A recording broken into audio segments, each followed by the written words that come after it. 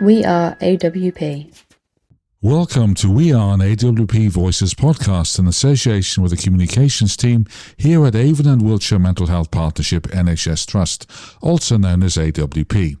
I'm Steve Walker from Library Services, and today I'm here with members of the art therapy team at Callington Road Hospital in Bristol to talk about an up-and-coming book launch on Tuesday 9th of June from 12 midday until 1:30pm in the Woodside Library. The book launch is open to AWP staff, students and members of our partner organisations. So before I go any further, shall we have some introductions? Hi, thank you, Stephen. My name's Estelle Kane. I'm a dance movement psychotherapist and R&D lead for Arts Psychotherapy. Hello, I'm Fiona Williams. I'm an arts psychotherapist and my current role is as the service lead for the complex emotional needs team in BNSSG. Hello, I'm Jackie Edwards. I'm also a dance movement psychotherapist and I'm the head of the Bristol Inpatient Arts Psychotherapy team. Great. Of course, you've recently written some book chapters in the new book about the legacy of Edward Adamson, one of the first art therapists working at the inception of the NHS in 1948, and art psychotherapy practice with inpatients. The book is called Art Therapy in Inpatient Settings, The Legacy of Edward Adamson, edited by Maggie Batchelor and Andrew Colley. So perhaps I'll start with you, Fiona, to tell us something about that. Sure, yes. Well, I've worked as an art psychotherapist in the NHS for about 30 years now, and for most of this time my clinical practice has been working in inpatient wards, supporting people who are experiencing acute periods of emotional distress and disturbance in their lives, often due to significant trauma experiences. In a National Arts Psychotherapy's NHS Leeds Forum, I met Maggie Batchelor and was asked to become a member of the Inpatient Special Interest Group within our Arts Psychotherapists Professional Association. Maggie, who works for Norfolk and Suffolk NHS Foundation Trust, was keen to write about how the art psychotherapies began in the NHS at its inception within mental health hospitals. She was keen to focus on Edward Adamson, who was one of the first NHS art therapists in 1948. His pioneering work and models of treatment have influenced practice, and the book details his life and work. It discusses his legacy and how this creative psychological treatment has developed into contemporary theory and practice. Maggie connected with many art psychotherapists nationally and internationally and joined with joint editor Andrew Colley, an author and an expert by experience with an interest in Netherton Hospital where Adamson worked. And the book evolved from there. It now has 14 chapters detailing the range of context, thinking and practice. The chapter I wrote is about working with inpatient staff and thinking about being with people who experience distressed mental states whilst actively maintaining well-being and psychological safety through a regular creative reflective practice group, to be able to practice with compassion and in turn feel valued by the organisation. And it's chapter 9, Art Therapy and Staff Wellbeing. And then chapter 10 is written by Jackie and Estelle. Estelle, would you like to start? Yeah, thank you. Thank you, Fiona. So, as I said, Estelle, I'm a dance movement psychotherapist. I've been in practice for over about 6 years, and with all of that within AWP, and also recently in the role with R&D specialist lead for Arts Psychotherapies. And we found out about this book through Fiona, actually, who forwarded. It was an open call for chapters around the focus of Adamson and Arts Psychotherapy in inpatient settings. And I was quite intrigued by this, especially as in my R&D role, I'm looking across all the different art psychotherapies. So we got in touch with Andrew and Maggie to find out a bit more about the book and also just explore whether they were interested in how the other kind of art forms also fitted in with art therapy and also with Adamson's philosophy. So yeah, that's how we got interested, and so they were kindly very open to us joining with them. So our chapter is chapter 10, that is co-authored with Jackie Edwards, and our focus is on the common language of the arts psychotherapies in inpatient settings. Yes, of course, you were the co-author of that chapter, Jackie, weren't you, as well? So. Yes, and it's not the first time I've written, so I have written a few other things. So I was quite interested because I've also been practicing in the AWP setting for about 18 years now as a dance movement psychotherapist, and I've also worked for the Department of Health nationally. So I was quite keen to think about how we fitted in overall into the whole sort of NHS services available for people. I was also really keen to hear from the voices of our older sort of art psychotherapists from the 1980s. So what we decided to do, Estelle and I, is that we actually interviewed some of the art therapies that were around in the 1980s and were part of the profession when it was developing. And so that was art, drama, music and dance movement in the 80s. That's when the associations, certainly Dance Therapy Association, was founded in the 80s. And how we've developed as the creative arts psychotherapists into the arts psychotherapies as a modality, profession and agenda for change, and what's changed. So what's the same and what's changed? So we were very interested in comparing what Adamson was sort of describing back in the 80s to how therapists were practicing back in the 80s to how we're now practicing in 2026. So what's the same and what's changed? And things like the development of psychotherapies generally, so going from creative art therapies to creative arts psychotherapies, as in art psychotherapies, bringing in more of a psychotherapy understanding and a framework around how do we understand, is it psychodynamic, is it humanistic, is it integrative, what are the theories and the models that are now being taught at the universities as a master's level degree course now, which was part of when HCPC changed from HCP to HCPC back between 2003 and 2007, I think. So those kind of things that the profession has been developing over the years, and we wanted to capture a bit about, so what have we kept and what have we lost, and how does it compare to what Adamson was talking about? We were quite pleased, actually. We haven't lost, I think, the main core fundamental principles, but we have developed our evidence base. The art psychotherapy is now growing in its evidence base, getting much stronger in understanding the need to have an evidence base, and also capturing the voices, as I said, about those older art therapists who have retired now, and our current team, who are, some of them have been around 30 years as well, so they could have been in either focus group, but it was just a really interesting exercise, and I feel quite proud that we've managed to write it up and have it published. It's a great achievement, but I remember, I think it was you, Jackie, showed me some pictures in the library of how people draw out their trauma in art therapy. So from a lay perspective, people might think, is art therapy drawing pictures? Is it painting pictures? Is it making things? So I guess, what does art therapy actually, in lay terms, encapsulate if somebody is undergoing art therapy? Is it a way of working through their trauma by creating pictures, or perhaps telling their story in a visual way? Yes, it's all of those things. So it's giving voice within a creative approach. So if something is so painful that you can't find the words, or you get a bit choked trying to find the words, then maybe you could dance it, or you could use a musical instrument, or you could just use your voice or your body parts, to make a sound.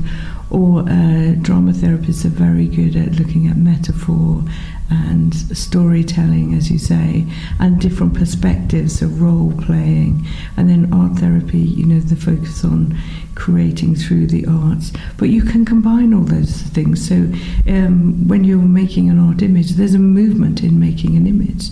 So what I like about the book is that we're sort of also talking about how we're all what's similar rather than what's different. So instead of putting us in 4 different categories, what is it about the art psychotherapies that we all do? And how can that be sort of strengthened, really, so that we can have a stronger voice as 4 modalities, as one art psychotherapies? And do you have a specialism, Jackie, like, for example, dance or painting or drawing? Or? Yeah, my background is definitely dance movement psychotherapy. I'm not great at art, but I will use art, but I'm not an artist.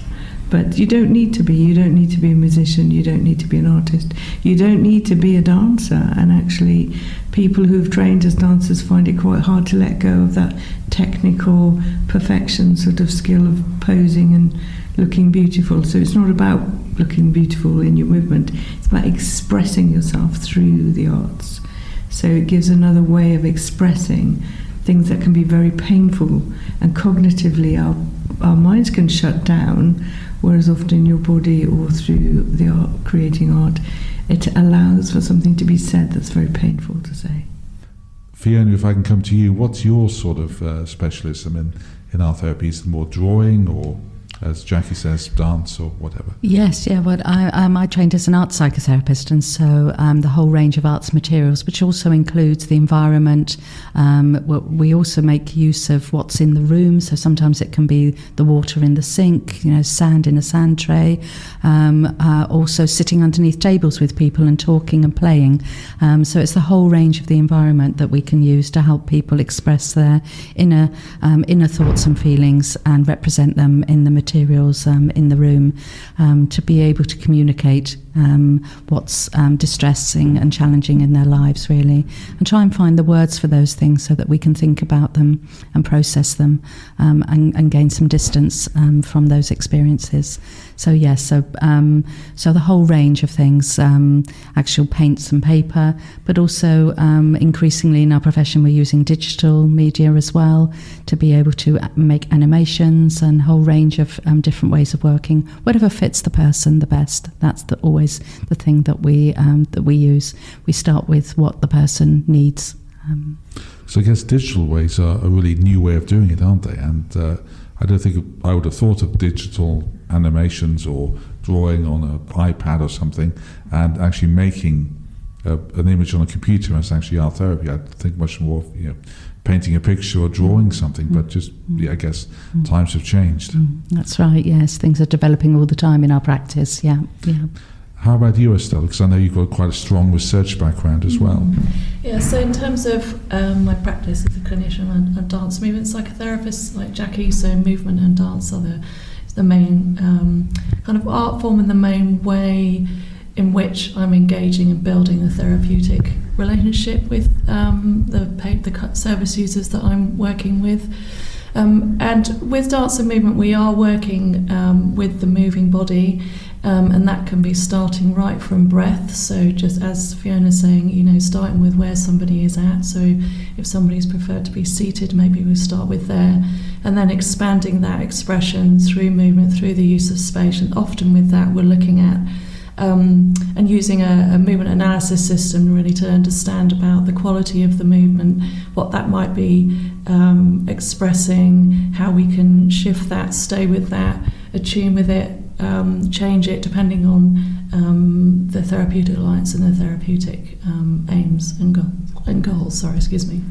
That's great. But coming back to the book itself, I guess, Fiona, I hear you were the main instigator in getting Jackie and Estelle roped into writing the book chapters. Yes, that's right. Yes, I saw a call for expressions of interest in the chapter when I met with Maggie, and immediately thought about the team here at Cannington Road Hospital and the inpatient service here, which has 9 or 10 arts psychotherapists, and it felt like a really important chance to share some of the amazing work that they're doing here in the inpatient wards. So really wanted them to be part of it. And how did you find actually writing the chapters? It's been a 2-year process from making those connections with Andrew and Maggie to right through to publication this month. So it's been a long time. But actually, it's been really exciting. After the initial sort of fear of putting things down on paper, actually, it's been a real delight for me to be reading widely and looking at articles and books and thinking about the start of art therapy in the at the beginning of the NHS in 1948, and thinking about how it's developed. And I've really enjoyed the process. It's been really exciting.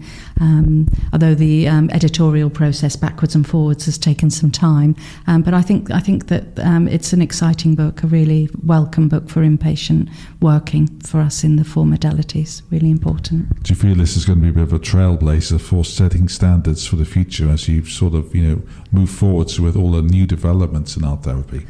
I think it's looking back to the past and looking to the future, and I think that's what makes it exciting. We've got some fantastic authors for the different book chapters, people with a great deal of experience and knowledge about inpatient work, and I think that it'll be a real resource for people who work in inpatient services, and that's exciting. So I guess it sets everything in context with what's gone on in the past and looks forward to future practice as well, which I guess for therapists coming into the profession who are new, that'll be a great thing to have somebody they can look and see the context of this is why we're doing it, this is how things have developed over time. Yeah, absolutely. And I hope our colleagues who are doctors and nurses who work on the ward, OTs, or the AHP professions will be able to enjoy it as well. Thinking about that in particular inpatient working. Yeah. Good. Now, Jackie, of course, you were roped in as well to write a chapter. So how did you find that? So this is the third book chapter that I will have had published, and I've also had my MA article published. So I guess it wasn't such a daunting thought for me, but it was finding the time to fit it in, and I felt very strongly I wanted to do it. But also, there's a bit of a mad panic before the deadline, and then the back and forth, it felt a bit more relaxed. But yeah, finding the time to do it, but also giving voice to, the 18 years I've done here, but also, as Fiona says, the fantastic work that there's been a team here for 30 plus years of when the Callington site opened, and Barrow before that. So yeah, giving voice to inpatients, because we're often not written about. It's much harder to write research around inpatients. So this is a kind of practice-led book chapters, which really gives voice to what people are actually doing, which hopefully, will inspire others when they're coming through into the profession to think about inpatients as well as community. Because I guess whenever we look from a live view perspective for evidence about art therapy, there is evidence, but you almost feel like the base is still developing. I guess this is a big shot in the arm in terms of pushing up that development of the evidence base by having something that's reflective and both proactive for the future. How about you, Estelle? How did you find writing the book chapter, being a co-author? Yeah, well, it was really a privilege always to be able to kind of contribute to the literature in our field. I think, Mike, because you were asking earlier about my research background, so my previous kind of career was in research policy and management, and so I had done a lot of writing in that context, which was much more kind of functional writing. So I had that experience of being able to kind of set the deadline and approach it. But I suppose it was just really different doing it in relation to my current practice here. So that was quite interesting. I think in terms of what I was really interested in having is the legacy of Arts Psychotherapies, and thinking actually looking at the history, say for example in my modality, dance movement psychotherapy, like the kind of current modern Western version of it that we practice, did originate from psychiatry as well, did originate from the inpatient settings in the US. That's one of our kind of main pioneers in dance movement psychotherapy, actually came from the inpatient setting. So it's just lovely to be able to kind of give voice to that as well, that there is actually a really long history of art psychotherapies and the different modalities working in these settings. And then obviously the opportunity to work with colleagues, more experienced, very established, current practitioners as well, in terms of understanding a bit more about that practice and being able to celebrate that actually. That's great, yes. And is there anything else you'd like to add, Jackie, about the book before we close, the book chapters? In terms of the book, I'm just really proud that we did it and that it's getting published and that we'll have added to the body of knowledge. Great. Any final words from you, Fiona? Oh no, it's just very exciting to finally come to the resolution of this 2-year exciting piece of work together and see everybody's chapter. We haven't seen each other's chapters yet, so it's exciting to be able to see how the whole book flows really together and to read everybody else's input. I'm looking forward to that very much. And of course the launch in the library here at Callington Road Hospital, that's exciting. And that's on Tuesday the 9th of June. It'll come around very quickly between 12 and 1:30 p.m. in the afternoon. So lovely. Yeah. Estelle, any final comments? I think just to add around the collaborative nature of art psychotherapy and also being able to write the chapter in this way as well. Hopefully that kind of showcases how what we do have in common and how we do work together. That's what I would like to say. Great, thank you very much. Now, if you'd like to comment on this podcast, you can get in touch with the communications team at awp.communications@nhs.net.